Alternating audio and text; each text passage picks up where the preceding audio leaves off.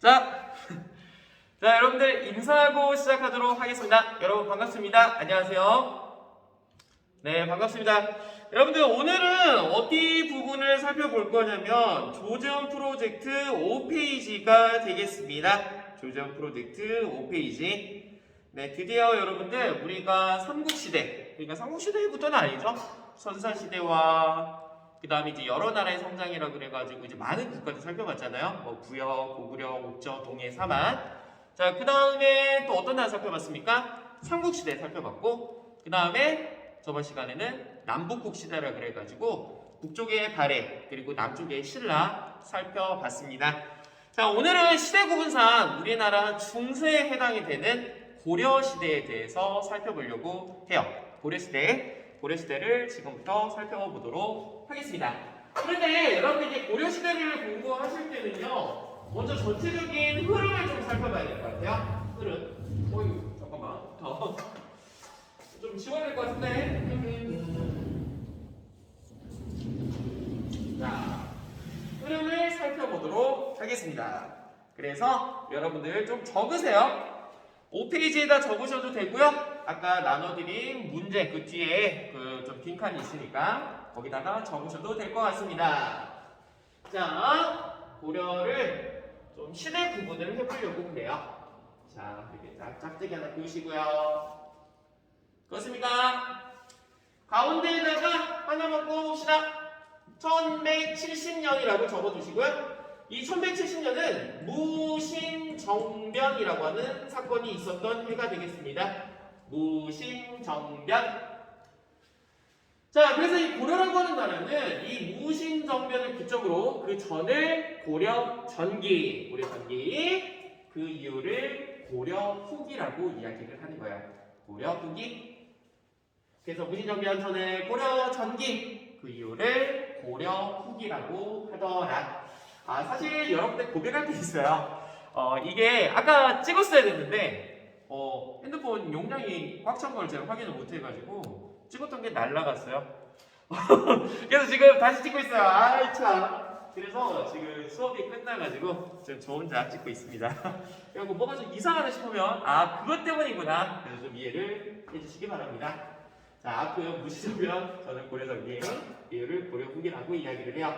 자, 그러면 이 전기를 한 번만 더 끊어보자. 고려전기 앞전자를 써서. 그래서 이 전기를 또 2등분을 해보는 거야. 그리고 후기도 2등분을 해보도록 할게요. 자, 이 고려전기, 그러니까 고려 초기와 중기, 이거를 한번 또 구분을 해보도록 할게요.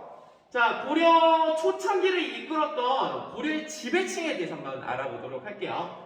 고려 초창기를 이끌었던 지배층은요, 호족, 그리고 육두품이라고 할 수가 있습니다. 호족과 육두품이라고 할 수가 있어요. 호족은 지난 시간에 살펴봤죠. 신라 말, 그러니까 통일신라 말에 중앙에서 진골귀족들이 서로 왕이 되기 위해서 왕위 다툼이 발생한다 그랬어요. 자, 중앙에서 진골귀족들이 서로 싸우다 보니까 지방의 일을 간섭할 수가 없었겠죠. 그러니까 옛날에 이제 그 딱 통일 문무왕, 그러니까 문무왕 때까지만 하더라도 지방을 통제하기 위해서 외사정이라고 하는 관리들을 파견했었어. 그래서 지방 애들이 감히 뭐 반란이라든지 어떤 딴 생각을 품지 못하도록 중앙에서 계속 관리를 파견해서 감시를 했었거든. 근데 이제는 중앙에서 진골귀족들이 서로 싸우다 보니까 지방을 살필 여유가 없는 거야. 그럼 지방에 있었던 이 세력들은 지금쯤이면 감시하러 올 때가 됐는데 왜 안 오지? 우리 이제 통제 안 하나 보다. 그러면은 내가 지방의 짱이다 라고 생각을 하는 거야. 그래서 지방에서 경제력과 군사력을 가진 애들이 자기 스스로를 성주 아니면 장군이라고 칭하면서 이러한 호족 세력들이 성장하게 되는 거예요. 오케이? 자, 이 호족 세력들이 결국에는 이 조선이란테 죄송합니다. 고려 초창기를 이끄는 세력이 되었더라. 자, 그러면 육두품은 어떤 세력들이었습니까? 신라는 아주 독특한 신분제도가 있었죠. 그 신분제도 이름이 뭐였어? 뼈다귀, 뼈, 골, 품격, 품장. 뼈다귀에도 품격이 있다라고 하는 거야. 그러니까 이 골품제는 신라 지배층에 대한 신분 제도라고 할 수가 있는데 제일 위가 성스러운 뼈다귀 성골, 그 다음이 진짜 뼈다귀 진골, 그리고 그 다음이 육두품, 오두품, 사두품, 삼두품, 이두품, 일두품이라고 하는 지배층이었단 말이야. 근데 이게 너무 치사한 게 뭐야? 태어났을 때 내 엄마, 아버지가 둘 다 이제 두 분 다 이제 성골이시면은 나는 출신 성골이 성골이 되는 거야. 그리고 나는 높은 관직까지 올라갈 수가 있어요. 능력이 뭐 이런 거 상관없이 말 그대로 우리 부모님의 어떤 그런 계급에 따라서 그 아이의 계급이 결정되는 거야. 진골 또한 높은 관직까지 올라갈 수가 있어요. 근데 육두품 그리고 오두품 그리고 밑에 그 두품들은 관직 상한선이 정해져 있습니다. 내가 아무리 능력이 있어도 높은 저기 장관의 위치까지 올라갈 수 없는 거야. 그리고 이 사람들 열받죠. 나는 충분히 그런 능력이 되는데 내가 육두품이라고 하는 이유만으로 내가 최고 지위를 못 올라간다고? 그럴 수밖에 없겠죠. 즉 여기 있는 호족과 육두품은 신라를 별로 좋아하지 않습니다. 당연하죠. 신라 같은 경우에는 굉장히 폐쇄적인 사회로서 능력보다는 그 신분, 그 가문을 받기 때문이에요. 그래서 이 호족과 육두품 같은 경우에는 신라와 같은 그런 폐쇄적인 나라가 아니라 누구나 능력이 있으면은 높은 관직까지 올라갈 수 있는 그런 바람직한 사회, 그러니까 신분보다는 능력을 우선시하는 그런 나라를 만들어 보고자 호족과 육두품이 힘을 합쳐서 고려라고 하는 나라를 만들게 되는 겁니다. 그렇겠죠. 이들은 신라에 의해서 외면받던 친구들이야. 그러니까 누구나 능력이 있으면은 높은 관직까지 인정받는 그런 나라를 만들고자 했었죠. 그래서 이들은 이 초창기에 어떤 성격을 띠고 있느냐? 굉장히 진보적인 모습을 띌 수밖에 없습니다. 진보, 변화를 추구하는 거예요. 그래서 폐쇄적 사회가 아니라 누구나 능력에 따라 인정받는 그런 개방적인 사회. 그래서 계속 사회 발전을 위해서 끊임없는 시도와 노력들을 하게 될 겁니다. 그리고 이들은 굉장히 자주적인 성향을 보여요. 뭐 중국과 같이 그 당시 이제 중국에 이제 많은 이렇게 강한 나라들이 있잖아요. 그 나라한테 굽신거리는 것이 아니라 우리가 세상의 중심, 우리가 황제국이다라고 하는 그런 자주의식을 보이게 될 겁니다. 좋습니다. 자, 이러한 호족들 그리고 육두품들의 진보적이고 자주적인 모습은 우리가 다음 시간에 배우겠지만 외교 정책에서도 나오게 돼요. 이 호족과 육두품이 권력을 잡고 있었을 때 이 북쪽에서 누가 쳐들어오냐면 거란이라고 하는 민족이 쳐들어오게 됩니다. 거란이 몇 차례 쳐들어오냐면 총 3차례 쳐들어오거든요. 그런데 뭐 서희 그리고 뭐 양규 그리고 뭐 강감찬 이런 사람들이 거란에 열심히 대응을 하면서 거란의 침입을 물리쳐요.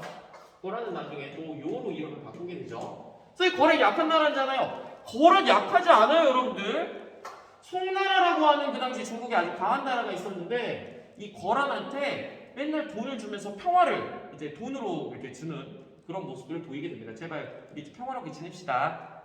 그래가지고 이제 전연의 맹이라고 그래가지고 이제 막 돈을 주고 평화를 사는 그런 방식으로 이제 송나라가 버틸 수 있었던 거예요.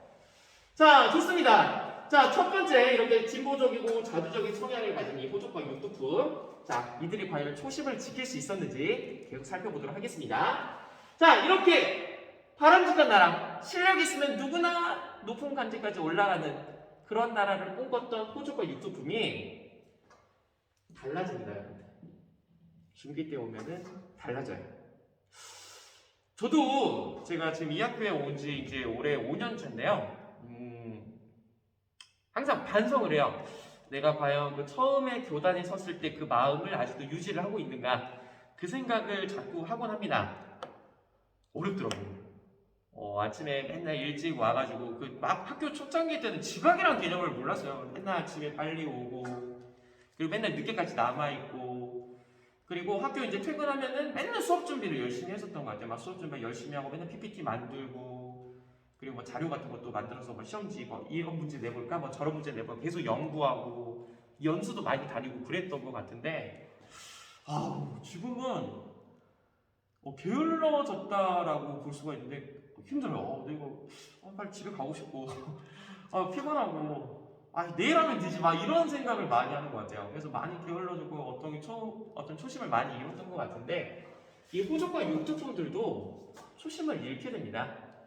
자, 초창기 송해신라에 그렇게 외면받던 친구들이 이제는 그들이 그렇게 싫어했었던 성골과 진골과 같은 높은 지위에 올라가게 되니까 이제는 그들과 똑같은 모습을 보이더라는 거죠.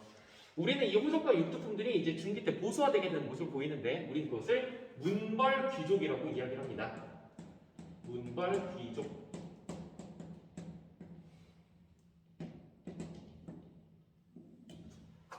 사람이라는 게 여러분들 초심을 지키는 게 참 힘든 것 같아요. 초심을 딱 지키는 게 참 힘든 것 같습니다. 굉장히 이제 조심스러운 말인데 이제 저는 이제 임용고시를 되게 오랫동안 이제 준비를 하면서 그 임용 TO라고 해요. 그러니까 말 그대로 전국에 이제 선생님이 몇 분 계시는데 우리나라에서는 선생님을 이 정도만 뽑겠습니다. 뭐 예를 들어서 올해 역사 선생님은 200명 뽑겠습니다. 그러면은 전국에 있는 많은 이제 그 교사를 희망하시는 그 이제 수험생 이제 선생님들이 그 200명 안에 들기 위해서 열심히 공부를 하는 거죠. 근데 이제 수험생들이 너무 많은데 TO가 200명만 뽑는다. 그럼 굉장히 적은 숫자입니다. 그래서 이제 제가 이제 수험생 신분일 때 같은 경우에는 이 TO를 이제 계속 늘려달라 이런 서명 운동 같은 것도 많이 참여를 하고 그랬었던 것 같아요. 그죠? 지금 당장 TO가 늘어나면은 내가 이제 거기 합격률도 높아지게 되는 거니까 열심히 했었던 것 같은데 일단 여기 이제 교직에 이제 들어오고 나서부터는 확실히 나의 생활이 안정되었다라고 판단이 되어서일까요? 더 이상 TO에 대해서 그런 관심이 좀 무뎌지는 건 사실입니다. 계속 지금 어떤 제가 커뮤니티 이런 활동을 해가지고 거기 그 수험생 그 카페가 있어요. 거기서 이제 계속 이제 보지만 거기서 이제 여전히 어렵죠. 여전히 이제 많은 뛰어나신 수험생 여러 선생님들이 많이 계시는데 이제 TO가 지금도 너무 적습니다. 그래서 이제 TO를 늘리기 위해서 뭐 이렇게 교육청에 뭐 이렇게 의견도 내시고 그러시는 것 같은데 옛날에 열심히 참여했었는데 이제는 나의 생활이 안정되다 보니까 더 이상 이제 그런 것들이 무뎌지는 거야. 그러니까 이게 변화주라니까. 나는 진짜 안 변할 줄 알았는데 그러더라고. 자, 잘 봐봐. 호주가 유투프 통일신라 때 정말 아무것도 없던 사람들이야. 차별받던 사람들이야. 그런데 이제는 그들이 높은 지에 올라갔어. 이제는 등이 따숩고 배가 불러지게 되는 거야. 그리고 아까 전에 뭐라고 그랬어? 능력에 따라서 누구나 능력에 따라서 인재를 등용하는 그런 바람직한 사회를 꿈꾸자 그랬잖아. 근데 자신의 아들이 또 열심히 공부해가지고 고생하면서 관직에 올라가야 된다는 게 부모 입장에서 보기 힘든 거예요. 왜? 내가 높은 지에 올라갔으니까 내 아들은 나의 위상, 그러니까 내 백을 좀 이렇게 나쁜 말로 내 백을 통해서 내 아이를 그냥 뽑아주고 싶은 거야. 열심히 공부하면 얘 고생하잖아. 그리고 이렇게 내 애랑 너무 예쁘긴 하지만 머리가 그렇게 안 좋은 것 같아. 근데 맨날 밤새워가지고 코피 흘리면서 공부하니까 너무 안쓰러운 거야. 그냥 이렇게 관리 뽑는 사람한테 전화해가지고 고생하네. 이거 내 아들인데 합격 좀 시켜줘. 이렇게 나올 수밖에 없는 거야. 그런 거야. 호적과 유토품이 이제 군벌 귀족화 되게 돼요. 그래서 이들은 처음에 가졌던 이런 진보, 사회의 어떤 변화보다는 지금 상태를 지키려고 하는 보수적인 모습을 보이게 되죠. 지금 지키는 거야. 왜 지켜? 내가 잘 먹고 잘 살고 있잖아. 그러니까 이 상황이 변하면 내가 또 어려워질 수가 있으니까 지금 잘 먹고 잘 사는 이거를 유지하자는 거야. 그리고 굳이 다른 나라랑 싸울 필요가 있을까? 다른 나라랑 싸우고 지면은 네가 재산도 뺏기고 목숨을 잃을 수도 있는데 그러니까 큰 나보다 힘이 센 나라한테는 사대적인 모습을 보이는 거예요. 큰 나라를 섬기는 거야. 자, 감이 안 오시나요? 자, 여러분 예를 한번 들어봅시다. 여러분들이 지금 일주일째 굶고 있다고 칩시다. 배가 너무 고플 거야. 근데 제가 여러분들 앞에서 피자를 먹고 있어요. 피자. 점심에 피자 먹어야겠다. 자, 이렇게 피자를 이렇게 먹고 있는데 여러분들은 말씀을 하실 거예요, 저한테. 선생님, 나눠 먹어요. 저희 일주일째 지금 굶었습니다. 아, 그래? 야, 미안한데 지금 나 먹을 것도 부족해가지고 나눠줄 수가 없을 것 같아. 아, 진짜 미안. 그럼 여러분들은 생각을 하시겠죠. 아, 진짜 조지현, 저 치사하네, 진짜. 좀 나눠주지 이런 생각 하실 거예요. 그래서 여러분들은 생각하시겠죠. 내가 돈 많이 벌어서 피자 사가지고 나는 저러지 말아야지. 나는 나눠 먹어야지. 이게 좀 굶주린 사람이니까 나눠 먹어야지 라는 생각을 하실 거야. 그래서 여러분들 중에 한 명이 열심히 일을 해가지고 돈을 벌어서 피자를 샀다고 칩시다. 이제 피자라고 하는 게 딱 생겨버리니까 아까 전에 내가 뭐라고 했어? 나는 저러지 말아야지. 나눠 먹어야지라는 생각을 했었는데 정작 그걸 다 가져보니까 물론 나눠 먹는 사람들도 계시겠죠. 그분이 진짜 대단하다는 거예요. 누구나 이렇게 이거를 딱 너무 이렇게 해서 이렇게 해서 좀 불편하실 수 있을 것 같은데 보통은 안 그렇다는 거지. 내 피자 이걸 왜 내가 나눠 먹어야 돼? 차라리 우리 가족들하고 나눠 먹지. 왜 내가 모르는 사람한테 나눠줘야 돼? 라는 생각을 할 수밖에 없어요. 사람이 다르더란 말입니다. 내가 가질 때와 가지고 있지 않을 때는 마음이 다를 수밖에 없어요. 그러잖아. 호주국 육축국 같은 경우는 처음엔 내가 가지고 있지 않았어. 그래서 누구나 잘 먹고 잘 사는 삶을 만들자. 그랬어. 근데 그들이 이제 그 지위에 올라가면서 문벌 귀족화 되면서 나만 잘 먹고 잘 살면 되지. 왜 굳이 모두가 다 잘 먹고 잘 살아야 돼? 나만 잘 먹고 잘 살면 되지. 우리 집만. 이런 생각을 하더란 말이야. 이게 옳다라고 하는 게 아니에요, 여러분들. 여러분들이 이제 성인이 되셨을 때는 제가 이런 말을 하는 것이 고쳐져야 되는 겁니다. 근데 아직까지는 어렵네요. 저도 여러분들 나이 때 그렇게 어떤 그런 사회의 어떤 발전 이런 거를 위해서 관심이 많았었는데 지금은 제 먹고 사는 일에 좀 많이 관심을 가지게 되는 것 같아요. 관심 분야가 어떤 대승적 차원에서 그냥 나만 잘 먹고 사는 삶이지. 결국 국어에서 나오는 소시민적 삶이라고 해야 될까요? 이건 좀 많이 반성하는데 여러분들은 그런 생각을 안 하셨으면 좋겠습니다. 네, 안 하셨으면 좋겠어요. 자, 어찌됐든 그래서 호족과 유튜브에서 문벌 귀족과 되게 되면서 보수적이고 사대적인 모습을 보여. 이것도 대외 정책에 나오게 됩니다. 자, 그 당시 여러분들 이 거랑 말고 여진이라고 하는 민족이 있었어요. 이 여진이라고 하는 민족이 나중에 무엇으로 바꾸게 되느냐? 금이라고 하는 나라로 바뀌게 됩니다. 그리고 이 금은 고려의 4대 관계, 군신 관계를 요구할 거야. 군신 관계, 임금과 신하의 관계로 이제 관계를 다시 재정립하려고 하는 거죠. 그래서 금나라는 고려의 사신을 보내서 앞으로 고려는 금나라를 그 임금의 나라, 황제의 나라로 모셔라라고 얘기를 합니다. 옛날 같았으면은 저항을 했을 거야. 이들의 생각이 진보적이고 차주적이었잖아. 뭐라는 거지, 새끼가? 저것들은 옛날에 우리 집에 봤던 여진족이란 말이야. 옛날에 여진은 고려를 부모의 나라로 모셨다는 나라예요. 그런데 이제는 자기의 힘이 세졌다고 이제 우리를 황제로 모시라고 싸우자! 이렇게 나섰을 거야. 옛날 같았으면. 그런데 고려의 모습이 초창기와 달라. 보수적이고 사대적으로 변한다라고 하는 거야. 왜 내가 저들하고 싸워? 이길 것 같지도 않은데 질 것 같단 말이야. 그래서 저들의 요구를 들어주는 거야. 누가? 이 문벌 귀족 중에 가장 대표적이었던 이자경이라고 하는 사람이 받아들이는 거예요. 그래서 금의 4대 요구를 수용하게 되죠. 혹자들은 질문을 할 겁니다. 선생님, 그러면 이자경이 이 금나라의 4대 요구 수용한 거 이거 나쁘다고 보시는 건가요? 그니까요. 그 당시 고려 국력으로는 금나라와 싸워서 이길 수가 없습니다. 그래서 어떻게 보면 이자경이 옳은 선택을 한 걸 수도 있겠죠. 그래서 이제 여러분들한테 이제 수업을 하면서 정말 괜찮은 질문들을 많이 받아요. 광해군의 중립외교 같은 경우는 굉장히 실용적인 외교라고 해가지고 높게 평가를 받는데 왜 이자경이 그 당시 금나라의 요구를 받은 건데 이렇게 비판받아 마땅합니까? 라는 질문을 받습니다. 진짜 이거 너무 고급스러운 질문이에요. 좀만 생각해 볼게요. 네, 좀만 생각해 보도록 하겠습니다. 이게 웃음으로 무마하려고 하는 것처럼 보일 수가 있겠는데 이 질문은 좀만 더 생각을 해볼게요. 네, 좀만 시간을 좀 많이 주십시오. 좋습니다. 자, 이렇게 문벌귀족들이 고려 중기를 이렇게 이끌고 있었는데 이 문벌귀족들이 자기들만 뛰어나고 무신들은 이제 무시하는 그런 모습을 보이는 거예요.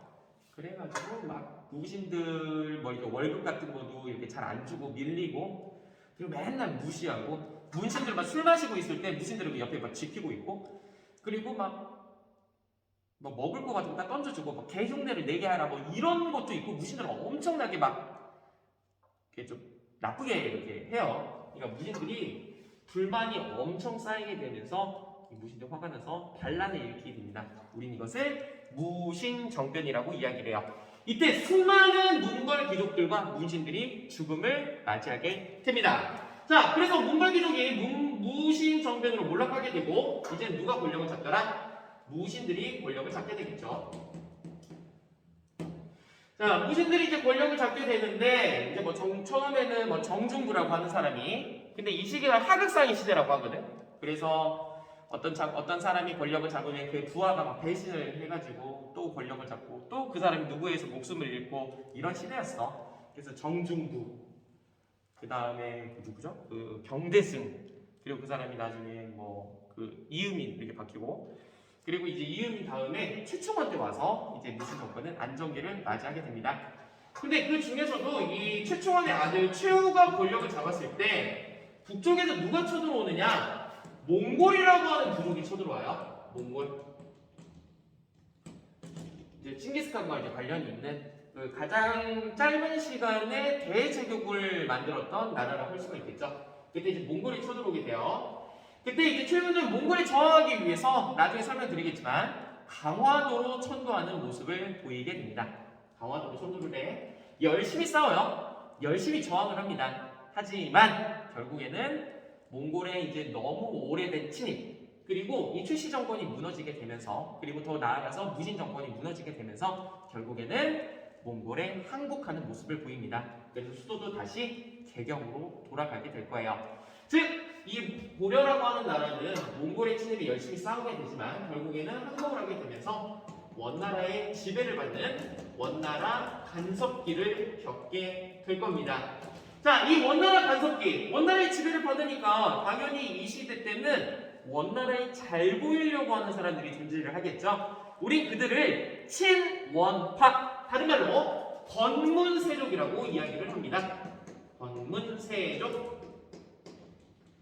건문세족이라고 이야기를 하게 될 거야.